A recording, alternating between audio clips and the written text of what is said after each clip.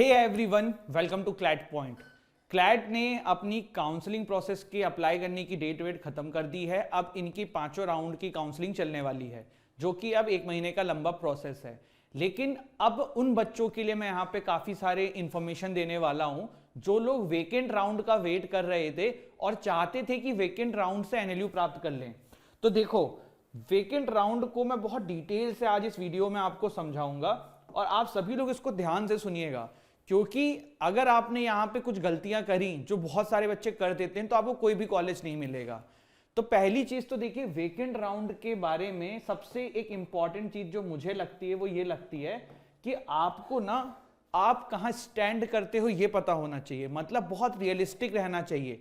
अगर आपकी क्लैट में रैंक बहुत खास नहीं आई हुई है, अगर आपको लगता है कि क्लैट में रैंक थोड़ी सी पीछे है और आप वेकेंट राउंड के लिए अप्लाई करना चाह रहे हो, तो फिर कॉलेज वही चुनना जो आपको मिल सकते हैं। जैसे कि एक टेक एन एग्जांपल, आपकी 3000 रैंक है क्लैट के अंदर और आप एनएलएसआईयू के वेकेंट राउंड में अप्लाई कर रहे हैं, तो बेटा आप सिर्फ अप्लाई ही कर रहे हो, आपका सिलेक्शन नहीं होगा।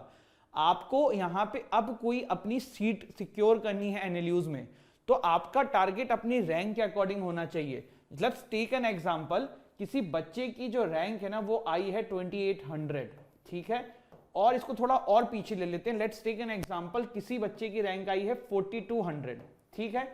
अब इस 4200 वाले को अगर कोई एनएलयू चाहिए तो क्या ये एनएलएस अप्लाई करेगा, डब्ल्यूबीएनयूजेएस करेगा? तो जवाब है नहीं, ये दोनों एनएलयूज अप्लाई नहीं कर सकता है। ये जो बच्चा है ये अप्लाई करेगा क्या, लास्ट के टीयर 3 के अंदर जो एनएलयूज हैं उसके कॉलेजेस, ठीक है। अब वेकेंट लिस्ट में कौन सा कॉलेज आपको मिलने वाला है, इसका आपको पता कैसे चलता है? इसका आपको देखिए पता चलेगा, आप सब इंडिविजुअल कॉलेज के सॉरी गाइस, आप उन टीयर 3 के कॉलेज की लिस्ट बना लो। थोड़ा सा एक्टिव होना पड़ेगा, ये जो काउंसलिंग वाला महीना है ना, इसमें थोड़ा सा एक्टिव हो जाओ। आप उन टीयर 3 कॉलेजेस की लिस्ट बना लो, सामने उनकी वेबसाइट लिख दो। फिर क्या होगा, जैसे ही काउंसलिंग के 5 राउंड खत्म होंगे, क्लैट की कंसोर्टियम की वेबसाइट पे आपको मिलेगा कि भाई काउंसलिंग की प्रोसेस अब कंप्लीट हो चुकी है। उसके बाद नेक्स्ट 2 से 3 डेज में हर कॉलेज के वेकेंट राउंड की लिस्ट निकलने लगेगी और फिर आपको उन कॉलेज की वेबसाइट पे जाके अप्लाई करना है, ठीक है। लेट्स टेक अनदर एग्जांपल, आपको एनएलयू आसाम के लिए अप्लाई करना है, ठीक है। तो एनएलयू आसाम जो है अपने वेबसाइट पे लिस्ट निकालेगा कि भाई आओ अपना वेकेंट राउंड के लिए अप्लाई करो। बहुत बार ये कॉलेजेस फ्री में अप्लाई करवा लेते हैं और बहुत बार इसमें 500 रुपए, 1000 रुपए ऐसी फीस भी ये लोग लिख देते हैं कि आपको ये फीस पे करना पड़ेगा 2000 रुपीज की, सिर्फ सीरियस कैंडिडेट ही आए जिससे उनकी सीट वेस्ट ना हो। तो ये यहाँ पे प्रोसेस है वेकेंट राउंड की जो आपको समझनी होगी। मैं फिर से आपको एक बात बता रहा हूं सबसे इंपॉर्टेंट चीज है कि आपको रियलिस्टिक रहना है, आपको उन्हीं कॉलेज में अप्लाई करना है जहां पे आपको कॉलेज मिल सके।